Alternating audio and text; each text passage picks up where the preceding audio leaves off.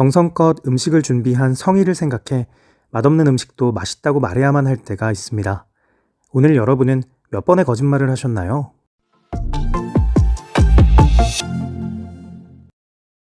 뉴 잉글랜드 대학 진화심리학 연구소의 스미스 교수는 가발과 성형수술, 꾀병이나 억지 웃음과 같이 사람을 속이려는 모든 시도를 거짓말이라고 정의합니다.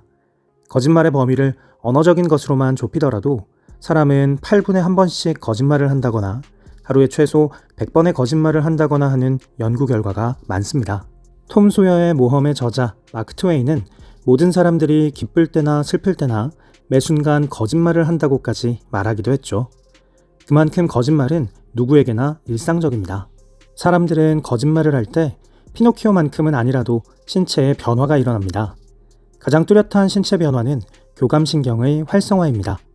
호흡이 가빠지고 심장박동도 빨라지죠. 혈압이 높아지고 동공이 흔들리기도 합니다. 거짓말 탐지기는 바로 이런 생리적인 변화를 감지하는 간접적인 방식으로 작동합니다. 따라서 아무리 고기능 거짓말 탐지기라고 하더라도 정확도가 완전하다고 보기는 어렵습니다. 신체적, 생리적 변화에는 개인차가 있는 데다 몰래 혀를 깨무는 등 통증을 일으켜서 거짓말 탐지기를 속일 수도 있으니까요. 또 질문에 집중하지 않도록 숫자를 거꾸로 세거나 복잡한 암산을 하고 야한 상상을 하는 등 정신적인 속임수도 쓰입니다. 이렇게 거짓말 탐지기를 상대로 거짓말이 통하는 경우도 있다 보니 우리 법원은 매우 엄격한 기준을 들어 거짓말 탐지기 검사 결과의 증거 능력을 사실상 인정하지 않고 있습니다. 기자들의 노벨상이라고 불리는 퓰리처상의 1981년 수상자는 워싱턴 포스트지의 제닛 쿡이었습니다. 그녀가 신문 1면에 써내려간 기사 지미의 세계는 마약에 중독된 불과 8살짜리 아이 지미의 삶을 생생히 묘사했습니다. 지미는 올해 8살이고 외할머니부터 지미까지 3대가 모두 마약에 취해 있다. 이 조숙한 흑인 소년의 마른 팔에는 바늘 자국이 죽은 깨처럼 남아있다. 사회가 방치한 사각지대를 차갑게 고발하면서도 소외된 곳을 살피는 따뜻한 시선. 더하거나 뺄 것 없는 최고의 르포 기사였습니다. 동시에 최악의 거짓말이었죠. 기사에 대한 반응은 폭발적이었습니다. 워싱턴 DC 최초의 흑인 시장이었던 메리언 베리를 시작으로 경찰은 사회복지사와 전문 수사관으로 구성된 전담팀까지 꾸렸습니다. 미국 전체가 지미를 찾아 나섰습니다. 물론 이 기사 전체가 제니 쿡의 거짓말일 거라고는 감히 누구도 의심하지 못한 채로 말이죠. 제니 쿡은 결국 퓰리처상을 수상한 지 이틀 만에 상을 반납하며 자백했습니다. 지미는 물론 어머니와 외할머니는 실존하지 않는 존재라는 사실, 또 기사 전체가 그녀의 새빨간 거짓말이었다는 사실을요. 기자로서 사회생활을 시작했다가 100년의 고독으로 노벨 문학상을 수상한 남미의 대문호 가브리엘 가르시아 마르케스는 이 사건을 두고 다음과 같이 평했습니다. 제니 쿡이 퓰리처상을 받은 것도 부당하지만 노벨 문학상을 받지 못한 것도 부당하다. 첨단 산업의 요람인 미국의 실리콘밸리에서 역사상 최대의 사기극을 펼친 엘리자베스 홈즈. 대학에서 화학공학을 전공하던 홈즈는 극소량의 혈액으로 수많은 질병을 진단하는 의학 진단 키트를 상업화할 수 있겠다는 확신을 가지고 스탠포드 대학을 중퇴합니다. 그리고 메디컬 스타트업 테라노스를 설립하죠. 손가락 끝을 살짝 찔러 나오는 피 몇 방울로 250여 종의 질병을 진단하는 마법의 키트. 테라노스의 대표가 된 홈즈는 이 진단 키트를 에디슨 키트라고 소개합니다.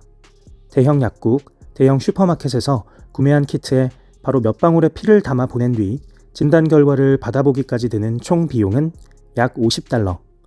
체혈 난이도는 물론 혈액검사 비용까지 대폭 낮춘 마법과도 같은 혁신에 환자 본인의 의료비 부담이 어마어마하게 큰 미국은 열광했습니다. 하지만 역시나 마법은 없었습니다. 세계 인구의 2%, 미국 백인의 5%만이 금발이지만 S&P 500대 기업의 여성 CEO 중 48%가 금발이라는 사실은 사람들이 이미지에 얼마나 큰 영향을 받는지를 보여줍니다. 존재하지도 않는 키트를 판매해야 했던 그녀는 교활한 거짓말로 자신의 이미지를 팔았습니다. 스티브 잡스의 트레이드 마크인 검은색 터틀넥을 고집하며 여자 스티브 잡스로 불리기 시작했고 머리도 금발로 염색했습니다. 키트의 작동 원리를 묻는 질문에는 극비 기술을 외부로 절대 유출시킬 수 없다며 뻔뻔한 태도로 일관하면서 말이죠.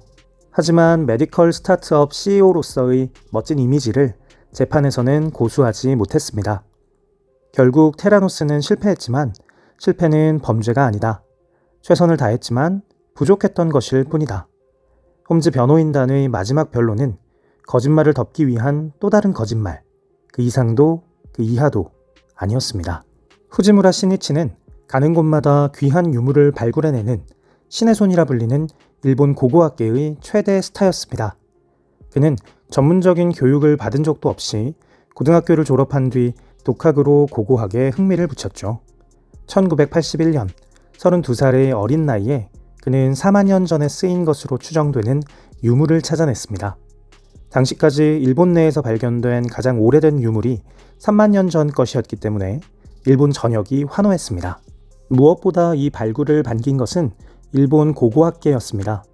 구석기 시대는 뗀석기의 형태와 종류, 가공 기술 등에 따라 전기와 중기, 후기로 나뉘는데 우리나라와 달리 일본의 경우 전기 구석기 시대 유물이 발굴되지 않아 알게 모르게 열등감을 가지고 있었다는 이야기도 있었거든요.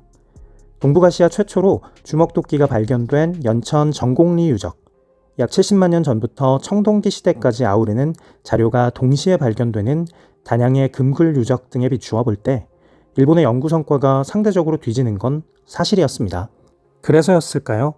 시니치가 발굴한 유물에는 의심스러운 점이 많았고 실제로 그가 유명세를 떨치던 초기부터 지속적으로 의혹이 제기되어 왔지만 일본 고고학계는 침묵으로 일관했습니다. 땅속에서 발견된 유물에는 젖은 흙이 묻어있는 것이 일반적인데 마른 흙이 묻어있거나 시니치가 아닌 다른 사람은 같은 지역을 아무리 뒤져도 유물을 찾아내지 못하거나 해외 학자들과의 공동 연구는 모두 거부하는 수상한 점에 대한 합리적인 의심이었는데도 말입니다. 비겁한 침묵의 대가는 가혹했습니다. 마이니치 신문사가 발굴 현장에 몰래 설치해둔 카메라에 시니치가 신의 손으로 유물을 몰래 파묻는 장면이 포착된 거죠. 그가 발굴에 관여한 유적 180곳 중 명백한 조작 흔적이 발견된 것만 무려 162곳. 일본 학계가 자랑스럽게 여기던 시니치의 흔적은 교과서에서 모두 삭제되었고 애지중지하던 유물은 유물이 아닌 증거품이 되고 말았습니다. 제2차 세계대전에서 나치 독일로부터 영국을 구해낸 윈스턴 처칠은 진실은 무척 소중하기 때문에 거짓말이라는 경호원이 필요하다고 말했습니다. 우리가 꼭 영국의 총리가 아니라도 수많은 사람들과 함께 사회생활을 하는 이상 거짓말을 하는 걸 피할 수는 없겠죠. 하지만 어떤 거짓말을 할 것인지 또 거기에 어떤 의도를 담을 것인지는 충분히 조절할 수 있을 겁니다. 처칠의 말처럼 거짓말 덕분에 더 소중한 진실을 만날 수도 있을 거고요. 오늘 여러분의 거짓말이 여러분의 하루를 더 즐겁고 행복하게 만들어 주었기를 기대합니다.